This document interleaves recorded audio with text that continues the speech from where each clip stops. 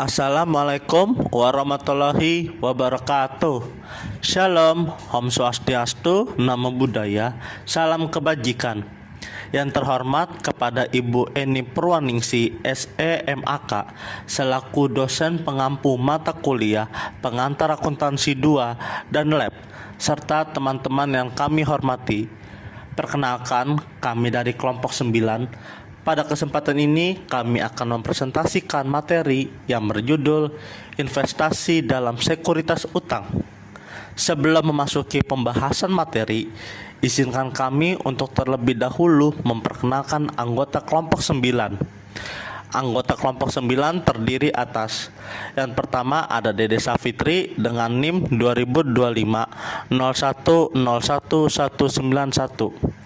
Yang kedua ada Jonas Virio Suherlim dengan NIM 2025 01010007. Yang ketiga ada Christopher Briantiran dengan NIM 2025 01020022. Yang keempat ada Isnaini Saputri Shihab dengan NIM 2025 01011135. Dan yang kelima ada Sheryl Valentin dengan NIM 2025 01010032. Baik, tanpa berlama-lama lagi, mari kita langsung masuk ke pembahasan materi yang pertama, yaitu pendahuluan. Investasi saham adalah kegiatan penanaman modal berupa pembelian saham atau surat berharga perusahaan.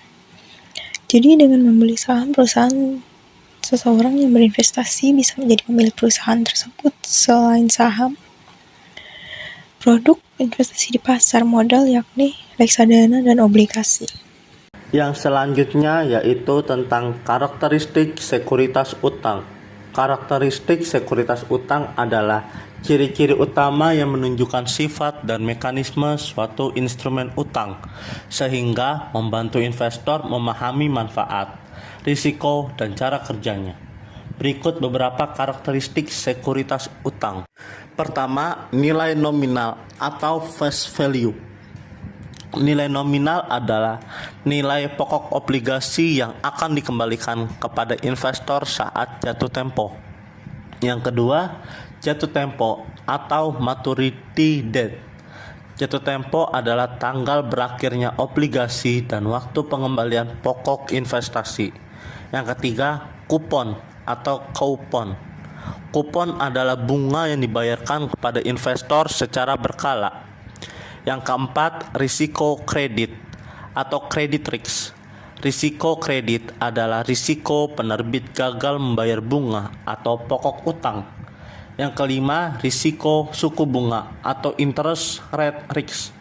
Risiko suku bunga adalah risiko perubahan harga obligasi akibat perubahan tingkat suku bunga. Yang keenam, likuiditas atau liquidity atau marketability. Likuiditas adalah kemampuan sekuritas utang untuk diperjualbelikan di pasar sekunder. Yang ketujuh, risiko dan imbal hasil atau risk and return. Risiko dan imbal hasil adalah hubungan antara tingkat risiko dengan potensi keuntungan investasi. Yang kedelapan, prioritas klaim atau claim priority. Prioritas klaim adalah hak pemegang sekuritas utang untuk memperoleh pembayaran lebih dahulu dibandingkan pemegang saham jika perusahaan dilikuiditas. Yang selanjutnya yaitu tentang terminologi dasar sekuritas utang. Terminologi dasar sekuritas utang adalah istilah-istilah penting yang digunakan untuk memahami karakteristik, mekanisme, dan penilaian investasi pada sekuritas utang. Berikut terminologi dasar sekuritas utang. Yang pertama, face value. Face value adalah nilai pokok obligasi yang dibayarkan kepada investor saat jatuh tempo. Yang kedua, coupon rate. Coupon rate adalah persentase bunga tahunan berdasarkan nilai nominal obligasi. Yang ketiga, maturity date. Maturity date adalah tanggal berakhirnya masa berlaku obligasi.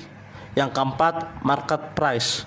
Market price adalah harga obligasi yang berlaku di pasar sekunder. Yang kelima, yield. Yield adalah tingkat keuntungan yang diperoleh investor dari investasi obligasi. Yang keenam, credit rating. Credit rating adalah peringkat yang menunjukkan kemampuan penerbit dalam memenuhi kewajiban pembayaran utangnya. Yang ketujuh, issuer.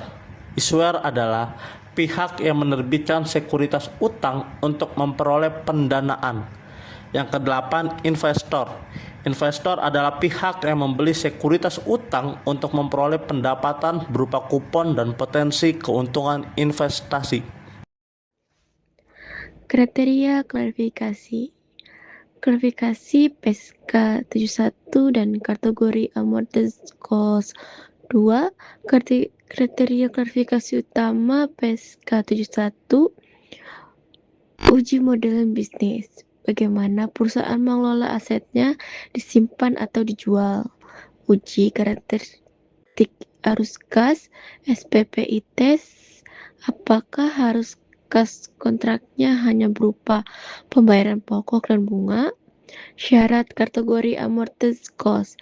Investasi utama harus bertujuan untuk disimpan guna mendapatkan arus kas kontraktual, hold to call terms, serta wajib lolos uji SPPI. Karakteristik akuntansi amortized cost.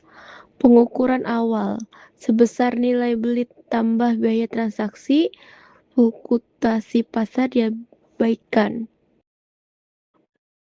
Perubahan harga pasar setelah pembelian tidak cacat dalam laporan keuangan. Pendapatan bunga dihitung dan diamortisasi menggunakan metode suku bunga efektif. Penurunan nilai dinilai berdasarkan cadangan kerugian, kredit ekspektasian, credit loss atau ICL.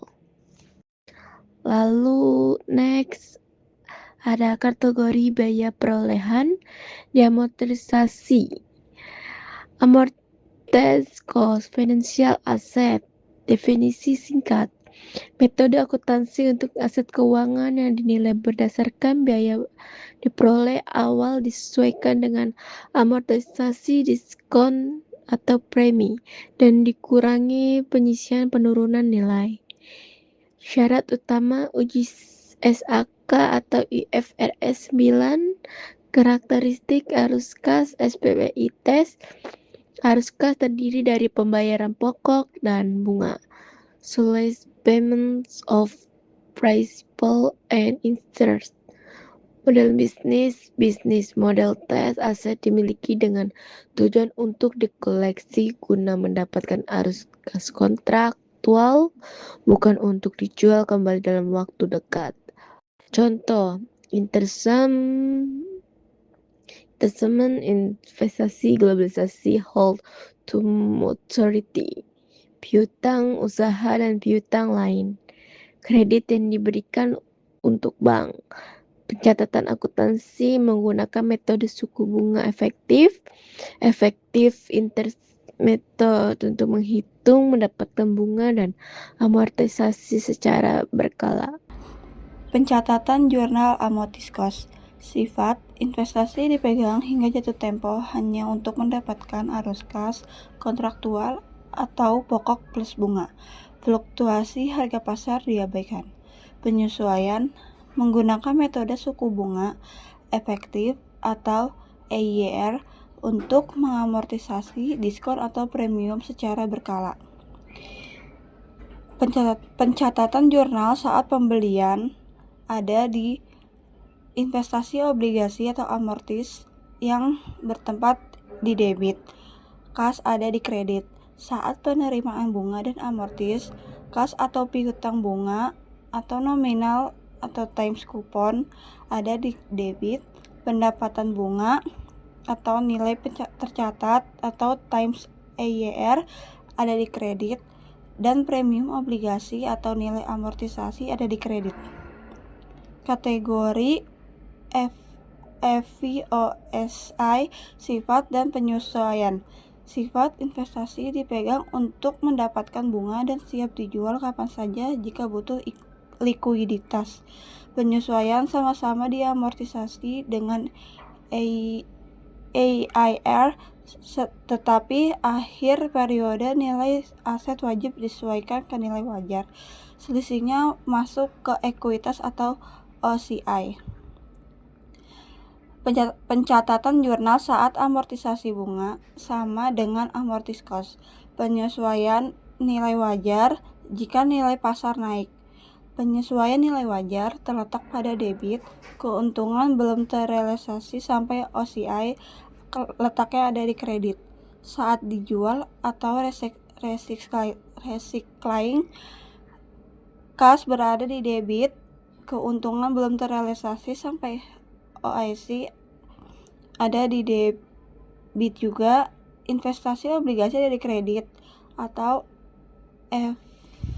FVOCI. Keuntungan penjualan investasi atau laba rugi terletak pada kredit.